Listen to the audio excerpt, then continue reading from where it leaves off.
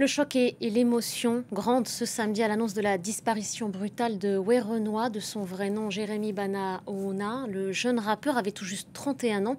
On lui doit les meilleures ventes d'albums en France en 2023 et 2024. Il s'est éteint dans un hôpital après une détérioration soudaine de son état de santé. Voilà ce qu'a écrit son producteur. Je vous propose d'écouter justement ce titre Chemin d'or dans un premier temps. La réussite se compte en année, les défaites en heures. Mais la patience est carrée, donc le chemin est jarre. La confiance n'empêche pas le contrôle, demande au Condé. Donc tu sais qu'on a compté, qu'on compte et qu'on va recompter. La réussite se compte en année, les défaites en heures. Kees Loum, bonjour à vous. Vous êtes programmateur musical à RFI.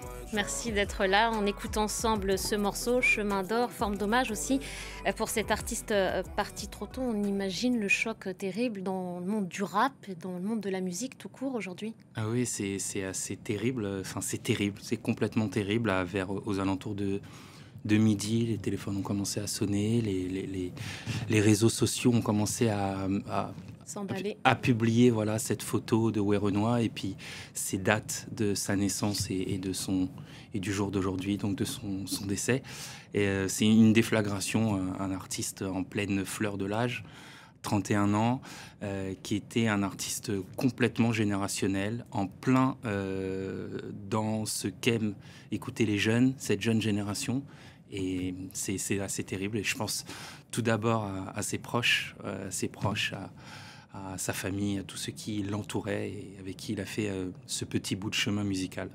Et des hommages se multiplient depuis l'annonce de sa disparition brutale. Maître Gims a publié une photo pour le citer lui par exemple. Pascal Obispo, qu'il avait invité en septembre 2023 à l'accompagner au piano lors de son premier zénith à Paris. Voilà ce clin d'œil de Maître Gims pour Werenoi. Je parlais tout à l'heure d'un autre artiste avec un autre style, un autre univers. Pascal Obispo, c'était ça, Werenoi. Il arrivait à rassembler autour de lui, autour de sa personne, de sa musique, des styles aussi différents? Oui, alors c'était un rappeur très académique dans le sens où il faisait son rap, il emmenait avec lui cette street, cette rue dont il parlait dans ses chansons.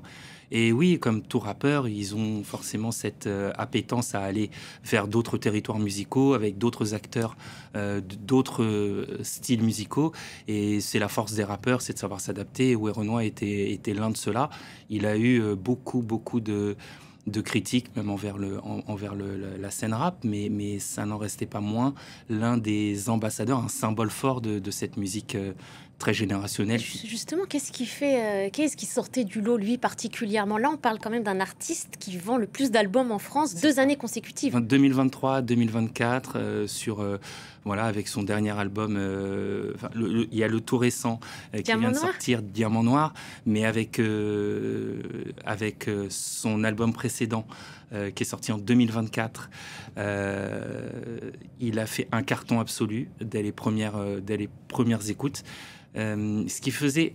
En fait, il parlait vrai, il parlait direct, il avait cette capacité de parler de sa rue, d'où il vient. Il considérait... De Montreuil, comme vous. Voilà, exactement. Il avait l'humilité, entre guillemets, de dire que il parlait de ce qu'il savait, il parlait de ce qu'il avait vécu. Et c'est ce qu'il retransmettait, et c'est ce que l'auditoire attendait aussi à un moment donné. Il est arrivé sur la scène du rap à un moment où, oui, les rappeurs ne parlaient plus forcément de ces thématiques-là. Parler vrai, c'est ça que vous voulez dire? Parler vrai, parler directement, parler des problèmes de drogue, des cités. Enfin, il avait une grammaire qui était la sienne, qui était sa propre grammaire, son propre parler, son propre vécu. Et c'est ça qui a touché les gens.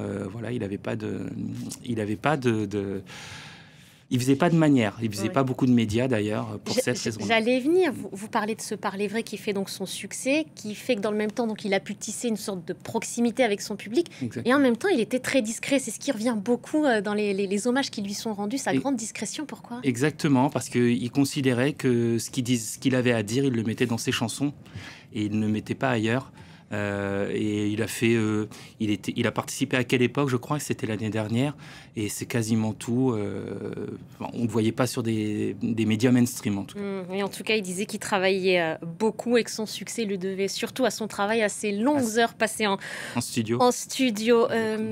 Kezlou, je vous propose, avant de refermer ce journal, de lui rendre une dernière fois hommage. On va écouter Pétunia et on va se quitter là-dessus. J'espère que le titre vous fait plaisir. C'est un de mes titres préférés, puisque justement, il parle vrai et il parle de son succès et des critiques.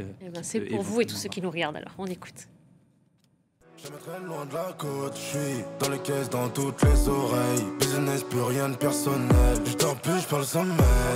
Je pense qu'à faire de l'oseille. Je suis plus des logs de RS3. J'écoute plus ce qui se dit sur moi. Je compte plus les haters, je pense qu'il y en a 3 millions. Et combien de jaloux je vais faire avec